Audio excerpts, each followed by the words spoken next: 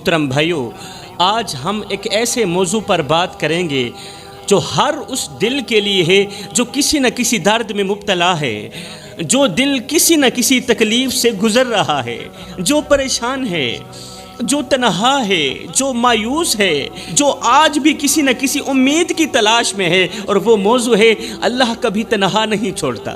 ہاں، آج کے ہمارے سبق کا عنوان ہے کہ اللہ کبھی بے یار و مددگار نہیں چھوڑتا۔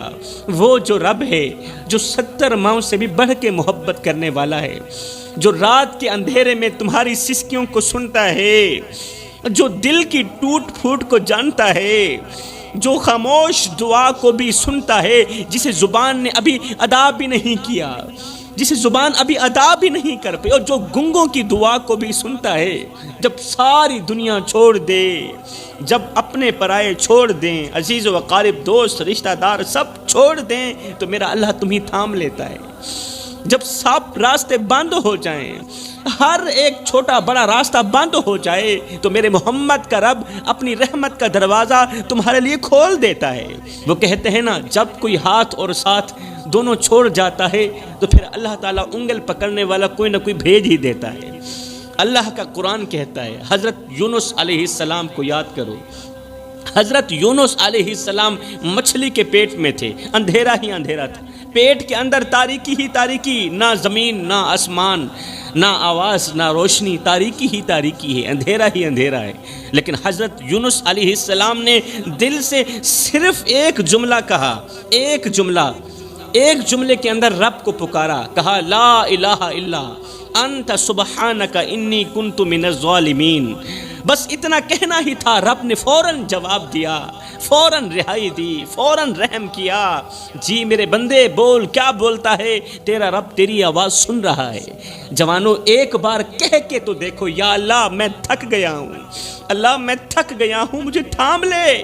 ایک بار کہہ کے تو دیکھو، پھر دیکھنا تمہارا رب تمہیں ویسے ہی تھامے گا جیسے ماں بیمار بچے کو گود میں لیتی ہے، بیمار بچے کو تھامتی ہے نا، سینے لگاتی ہے۔ میرا اللہ تعالیٰ تمہیں ایسے ہی تھامے گا۔ زندگی میں کبھی بھول کر بھی یہ نہ سوچنا کہ تم اکیلے ہو، نہ نہ نہ نہ، زندگی میں کبھی بھول کر بھی یہ نہیں سوچنا کہ تم اکیلے ہو، تم تنہا ہو۔ نہیں، اللہ ہمیشہ تمہارے ساتھ ہے، اللہ تمہارے ساتھ ہے۔ وہ تمہیں آزماتا ہے، آزماتا ضرور ہے لیکن چھوڑتا نہیں ہے۔ وہ صبر کا بدلہ ضرور دیتا ہے، وہ خاموشی پر انعام ضرور دیتا ہے، وہ نیتوں کو جانتا ہے، اور ہاں وہ آنکھوں کے آنسو بھی گنتا ہے کہ اللہ کی یاد میں تمہاری آنکھوں سے کتنے قطرے نکلے، وہ ان آنسوں کو بھی گنتا ہے میرا اللہ۔ میرے رسول کریم صلی اللہ علیہ وآلہ وسلم نے فرمایا اللہ اپنے بندے سے 70 ماؤں سے زیادہ محبت کرتا ہے۔ تو پھر آئیں، کیوں نہ اللہ سے لو لگائیں، کیوں نہ اس سے دل لگائیں، کیوں نہ ہر غم، ہر درد، ہر فکر اللہ کے حوالے کر دیں، اور ساتھ ہی کہیں یا اللہ مجھے تیرے سوا کسی اور کا سہارا نہیں چاہیے۔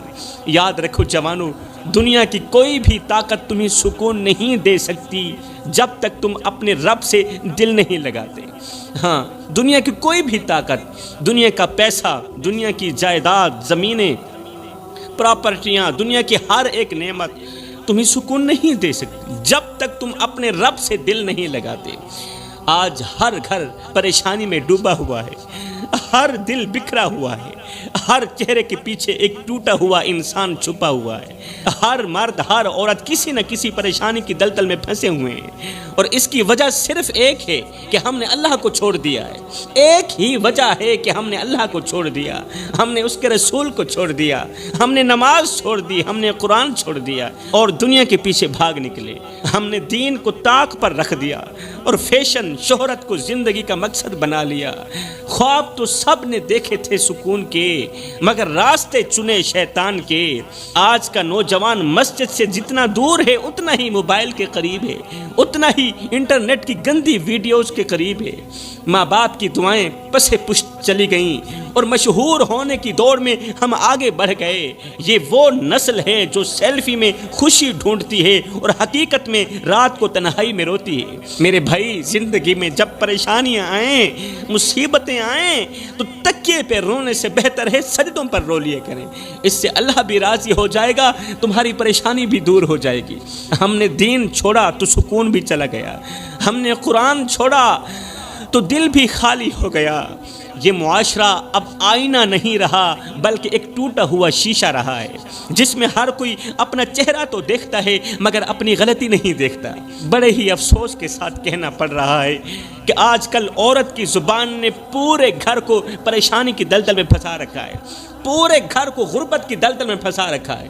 عورت کی لمبی زبان نے گھر کے سکون کو برباد کر دیا۔ آج عورت ہی کی زبان کی وجہ سے اس کا شوہر بہت زیادہ پریشان ہے۔ آج عورت کی لمبی زبان کی وجہ سے، ہر وقت بولنے کی وجہ سے، ہر وقت چلانے کی وجہ سے، ہر وقت غصے کی وجہ سے عورت کے بچے پریشان، اس کا شوہر پریشان، اس کا باپ پریشان، اس کی ماں پریشان۔ آج کی عورت زبان میں شیر ہے، زبان میں شیر ہے مگر کردار میں کمزور ہے۔ وہ باتیں تو بڑی بڑی کرتی ہے مگر ظرف کے امتحان میں ہر بار ہار جاتی ہے۔ عورت جب حیا چھوڑ دے تو سارا گھر بے نور ہو جاتا ہے، بے برکت ہو جاتا ہے۔ شوہر کی خاموشی کو کمزور سمجھنے والی عورت دراصل اپنے نصیب کا جنازہ خود اٹھا رہی ہوتی ہے۔ بیوی وہ نہیں جو ہر بات پر جیت جائے، ارے بیوی تو وہ ہے جو ایک بار خاموش ہو جائے پھر ساری زندگی جیت اس کا مقدر بن جائے۔ آج کی لڑکی ساس کے قدموں کو زمین نہیں بلکہ دشمنی کا میدان سمجھتی ہے۔ جو بیوی گھر کو میدان جنگ بنا دے وہ ماں بن کر بھی صرف زخم ہی دیتی ہے، سکون نہیں دیتی۔ وہ ماں کیوں نہ بن جائے، وہ 5 بچوں کی ماں کیوں نہ بن جائے۔ جو بیوی گھر کو میدان جنگ بنا دے وہ ماں بن کر بھی صرف زخم ہی دیتی ہے، وہ ماں بن کر بھی شوہر کو صرف دکھ ہی دیتی ہے۔ یاد رہے میری قوم کے نوجوانوں، یہ زبان جب آگ بن جائے تو رشتہ راکھ بن جاتا ہے۔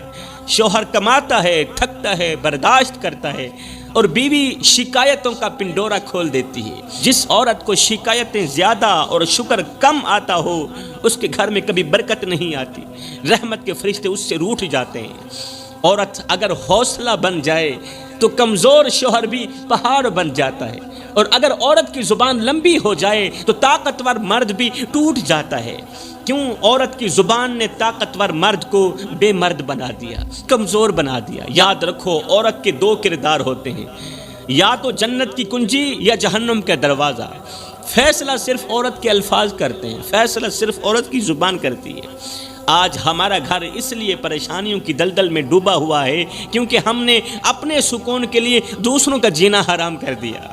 ہم نے اپنے آرام کی قیمت پر دوسروں کی نیندیں چھین لی ہیں۔ یہ جو ہماری دعائیں رک گئی ہیں نا، یہ جو ہماری دعائیں قبول نہیں ہو پا رہی، یہ ہمارے ظلم کا جواب ہے۔ ہم نے زبان سے لوگوں کے دل توڑے، رویے سے ان کے خواب بکھیرے، جو مسکرانے آئے تھے انہیں روتا ہوا واپس بھیج دیا۔ ہم نے ان کے سینے پر خنجر چلائے، ہم نے دکھی لوگوں کے سینے پر خنجر چلائے اور پھر رب سے امید کی کہ ہماری دعائیں آسمان پر بھی پہنچے۔ یہ تو ہو بھی نہیں سکتا بیٹے۔ ہائے، جنہیں ہم نے زمین پر روند ڈالا وہی ہمارے نصیب کے دروازے بند کر گئے۔ ہم نے اپنے فائدے کے لیے رشتوں کا خون کیا، انا کی آگ میں محبتوں کو جلایا۔ جو ہاتھ دعا کے لیے اٹھنے تھے وہ بد دعا بن کر واپس پلٹ گئے۔ ہم نے اپنی زبان کے وار سے خدا کی مخلوق کے سینے چھلنی کیے اور پھر حیران ہیں کہ ہمارے گھروں میں سکون کیوں نہیں، ہمارے گھروں میں چین و قرار کیوں نہیں، ہمارا دل بے چین کیوں رہتا ہے، ہمارا دل بے قرار کیوں رہتا ہے۔ ہم پریشان ہیں۔ رب کا نظام بے آواز ضرور ہے مگر بے اثر نہیں ہے۔ جو آنسو تم نے بے رحمی سے بہائے وہی تمہارے سکون کی راہ میں دیوار کھڑی کر دیں گے میرے بھائیو، کیونکہ اللہ کا ترازو صرف انصاف ہی تولتا ہے، جیسا کرو گے ویسا بھرو گے۔ کاش کوئی ہمیں آئینہ دکھاتا، کاش کوئی ہمیں یہ احساس دلاتا کہ ہم کس طرف جا رہے ہیں۔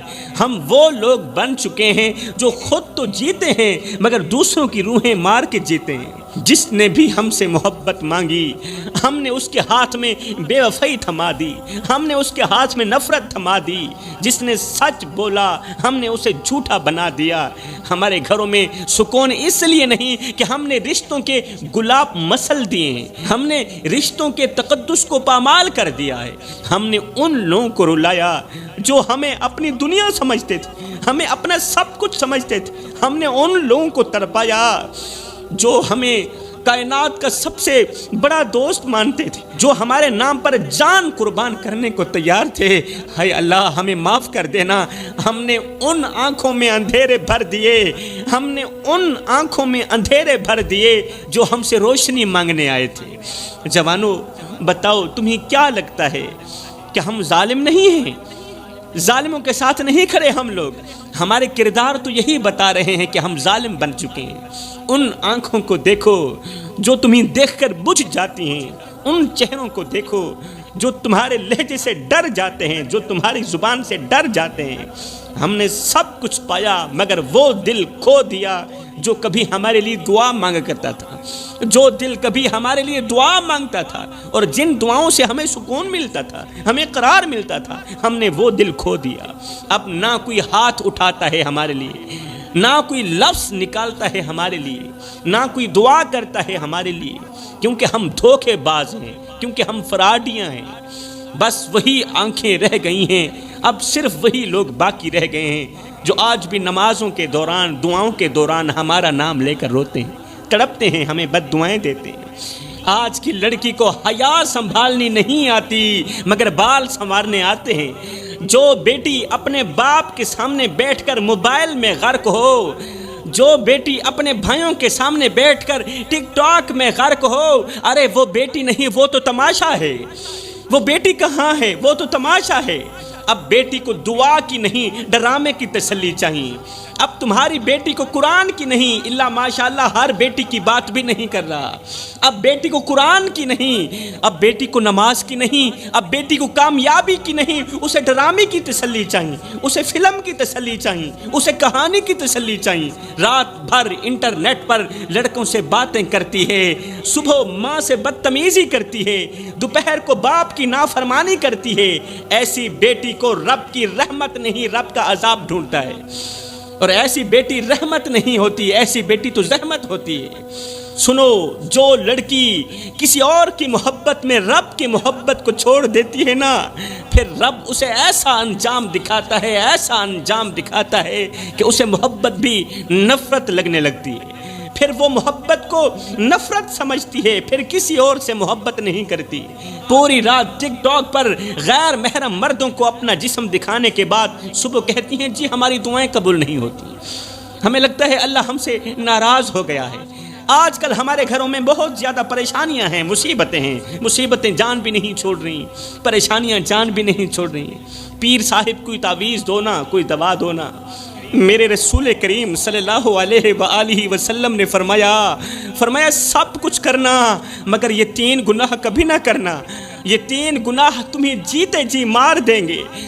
تم سانسیں تو لیتے رہو گے مگر سکون نہیں پاؤ گے، چہرے پر ہنسی تو ہوگی مگر تمہارا دل قبر سے بھی زیادہ تاریک ہوگا۔ پوچھا گیا یا رسول اللہ سونیا جلدی بتائیے نا وہ کون سے 3 گناہ ہیں؟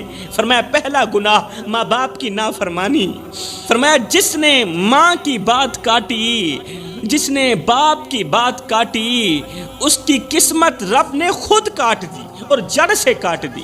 جس کی زبان سے بوڑھے باپ کے لیے سخت الفاظ نکلے اس کی دعائیں آسمان تک نہ پہنچی۔ ماں کی آنکھوں سے گرنے والا آنسو تمہاری پوری نسل تباہ کر سکتا ہے۔ خدارا اپنی نسلوں کو بربادی سے بچاؤ، تباہ کرنے سے بچاؤ، ماں کی آنکھوں سے آنسو مت نکالو۔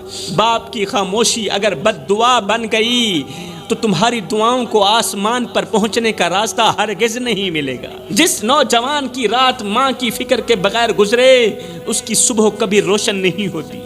اللہ اکبر۔ میرے رسول کریم نے فرمایا دوسرا گناہ اللہ کے ساتھ کسی کو شریک نہ ٹھہرانا، مر جانا مٹ جانا، اللہ کے ساتھ کسی کو شریک مت ٹھہرانا۔ یہ وہ گناہ ہے جسے رب کبھی معاف نہیں کرے گا۔ جس نے تعویذ پر تو بھروسہ کیا، جس نے پرچی پر تو بھروسہ کیا، مگر دعا پر بھروسہ نہیں کیا، جس نے پیر پر تو بھروسہ کیا مگر قرآن پر بھروسہ نہیں کیا، وہ رب کا نہیں، وہ گمراہی کا بندہ ہے، وہ تباہی کا بندہ ہے، وہ رب کا بندہ نہیں ہے۔ رب سب کچھ برداشت کرتا ہے مگر اپنے ساتھ کسی اور کو برداشت نہیں کرتا۔ تو میرے رسول کریم صلی اللہ علیہ وسلم نے فرمایا، دوسرا گناہ اللہ کے ساتھ کسی کو شریک ٹھہرانا، تیسرا گناہ کسی کا دل دکھانا، کسی کو دکھ دے کر خوشی محسوس کرنا، سکون محسوس کرنا۔ کسی کو اتنا مت ستاؤ کہ وہ اللہ کے سامنے تمہارا نام لے کر رو پڑے، کیونکہ جب مظلوم کی آہ عرش تک جاتی ہے نا تو ظالم کے محل مٹی میں ملا دیے جاتے ہیں، پھر طاقتوروں کے محل مٹی میں ملا دیے جاتے ہیں جب مظلوم کی آہ عرش تک جاتی ہے۔ وہ آنکھ جو رات کے اندھیرے میں بہتی ہے، وہ دل جو بے آواز تڑپتا ہے، وہ لب جو کچھ نہیں کہتے مگر خاموشی سے بد دعا ہی دیتے رہتے ہیں، قسم ہے اللہ پاک کی، ان کی فریاد عرش کا دروازہ جا کھٹکھٹاتی ہے اور اپنی بات منوا کر ہی دم لیتی ہے۔ ایسے مظلوموں کا رونا، ایسے دکھیارے لوگوں کا رونا اللہ سے اپنی بات منوا کر ہی دم لیتے ہیں۔ تمہارے رویے، تمہارے الفاظ، تمہاری بے حسی ایک دن تمہارے ہی خلاف گواہی بن جائے گی۔ اس سے پہلے کہ کسی کی سستی تمہارے لیے لعنت بن جائے، فرمایا رک جاؤ، سنبھل جاؤ، اس سے پہلے رک جاؤ، سنبھل جاؤ، کیونکہ جو رب تمہارے دلوں کے حال جانتا ہے وہ مظلوم کے دل سے نکلی ہوئی آہ کو بھی جانتا ہے۔ کسی کو دکھ دے کر، کسی کو درد دے کر تجھے کیا لگتا ہے کہ تو ساری زندگی ایسے ہی مسکراتا رہے گا؟ نہ بندے نہ، بس وقت کے الٹنے کی دیر ہے، تیری باری بھی دور نہیں ہے، اس لیے کہ زندگی کے کسی نہ کسی موڑ پہ اپنا کی آخر بھگتنا ہی پڑتا ہے۔ تو فرمایا اگر تم چاہتے ہو کہ تمہارے گھروں میں رزق کی بارش برسے، رحمت کی بارش برسے، دولت کی بارش برسے، تو اپنے اخلاق بارش جیسے کر لو۔ فرمایا اگر تم چاہتے ہو کہ تمہارے گھروں میں رزق کی بارش برسے تو اپنے اخلاق بھی بارش جیسے کر لو، نرم کر لو، نفع دینے والے کر لو، ٹھنڈک پہنچانے والے کر لو، سکون دینے والے کر لو۔ رزق صرف ہاتھ کی محنت سے نہیں، دل کی نرمی سے بھی ملتا ہے، پیار سے بھی ملتا ہے۔ ہاں صرف محنت سے نہیں ملتا۔ رزق مانگنے سے پہلے دل سے حسد، زبان سے تلخی اور آنکھوں سے حرص کو نکال دو، کیونکہ جو شخص دوسروں کے لیے آسانیاں پیدا کرتا ہے اللہ اس کے لیے رزق کے ساتوں کے ساتھ دروازے کھول دیتا ہے۔ تو فرمایا اگر تم بھی چاہتے ہو کہ تمہارے گھروں میں رزق کی بارش برسے تو فرمایا یہ 3 گناہ کبھی نہ کرنا۔ نمبر 1 ماں باپ کو دکھ مت دینا، نمبر 2 شرک نہ کرنا، شرک نہ کرنا، نمبر 3 کسی کا دل مت دکھانا۔